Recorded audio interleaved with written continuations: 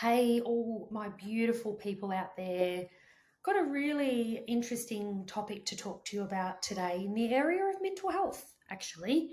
Um, as you know, my background is as a psychologist, even though a lot of what I do these days is business consulting, obviously for the hair and beauty industry. But I can't neglect the fact that I'm a psychologist at heart, right? So a lot of the interactions that I lead with business owners is definitely about the mental health side of things. And I had a really challenging conversation with a business owner the other day who I really feel for, and I think it might relate to a lot of people out there.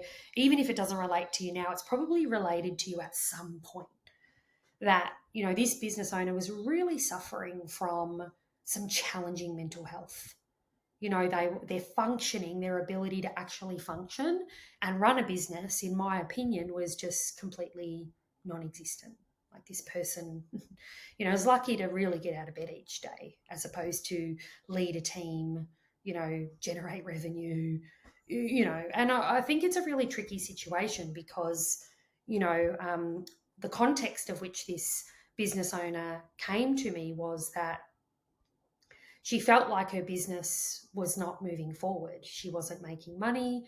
The team members weren't doing what they were supposed to be doing. Like there's a whole raft of issues there, and they have been there, to be quite honest, for a long time, right? And the challenge about this business owner was, she said, I think I just need to just, what did she say? I think first of all she says, I think I just need someone to do a big audit on my business and tell me, like, help me. I think she was looking for help in different ways. And my feedback was, I don't think you're getting this. Like, I think that you're what, because I can do an audit on your business. I do that with my eyes closed. But then when I come up with the 25 action items, what will be your response to that, given your mental state and how you're feeling at the moment and the fact that you're not functioning very well? Is it likely that you're going to be able to do these things? And she said, no, you're right. Like, I don't think I'm going to be able to do these things. And I think what struck me was that it's so hard in business life because business doesn't wait for your mental health, right? Business doesn't wait for your kid to get better, right? Business doesn't wait for your relationship to dissolve and your divorce to happen and your all these life crises. It doesn't go, whoa, everybody, let's just put everything on hold and wait for Sally to recover from the life crisis that she's experiencing. The bloody thing's like a steam train, it keeps going. And this is what's very challenging to me. I come across people that, in business are really struggling at various times of their business journey, and they're not functioning and they're not doing the work and they're not able a lot of the time to do the work, but this business is ticking along in the background. And I think the biggest challenge that I see also is that their decision making is often on a pathway of self sabotage. So these will be the types of individuals that might disengage from support. I said to this business owner, you know what? I think you need to I even said, is this for you, this business model? Are you better off just working for yourself, where you don't have these overheads, where you don't have these team member responsibility, you don't have all of these responsibility to other people, which is literally run you into the ground? There was a stubbornness about her. She was like, oh, I'll just wait till after Christmas. And I thought, you're not getting it. Like you've got into this position because the business has run you into the ground, all all the mechanics of what needs to occur, she hasn't been able to cope with, and it's the stress and the overwhelm of that has now put her in burnout. But it was really evident to me that she was unwilling to do anything different to actually change her situation. Now, that could be because she just didn't have the mental capacity to think different. But even, I said to her, how about we just keep in touch? But this business owner had a pattern of, going a bit AWOL and not responding and sticking her head in the sand. And I said to her, I'm happy to help you just from a support perspective and just as a touch base. And, we've obviously had a conversation today about different pathways. What does Einstein say? The definition of insanity is doing the same thing over and over again and expecting a different outcome. So we spitballed some different scenarios, which, like I said, she just wasn't interested in. She was so stuck.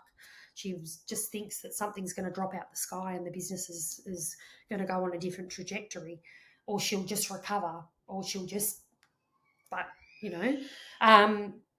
And I said, I'll keep in touch, but don't ghost me like you have in the past. I send her a message and I get ghost.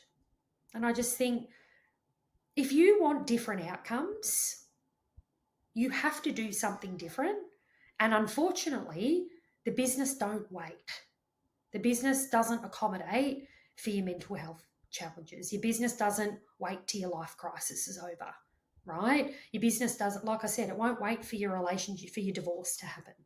You've still got to do the things, which is really difficult. Like when you're struggling emotionally and from a mental health point of view, the fact that you still need to get out of bed every day and tend to these responsibilities, as heartbreaking as that is, it's a really unfortunate downside of business. It don't wait. It still needs to be tended to, right? This is why I'm such a big fan of building businesses that allow you the opportunity to step away. I know that if there was an incident in my family, or if there was something that I needed to respond to, my business wouldn't fall over. My business could actually support me financially if I needed to go away and tend to a life crisis.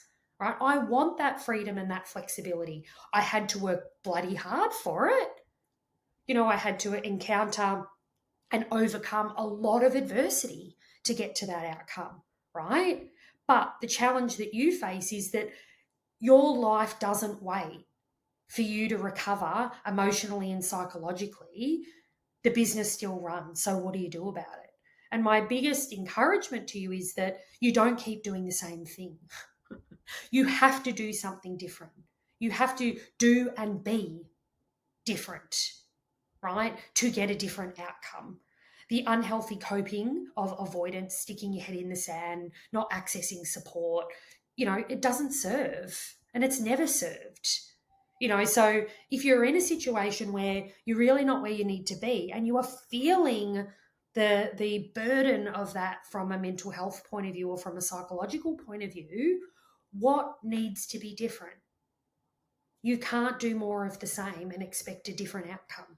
It just doesn't happen, right? So I want you to think about that. I've done episodes on feeling stuck and all of that sort of stuff and avoidance. And this one's a little bit different. This is about the business doesn't wait, right, for you to recover. So what do you need to do differently to get out of the rut, to get out of the monotony of the business, strangling you? That's what it's doing when you're in those situations. You're feeling strangled. Have a little bit of a think about it.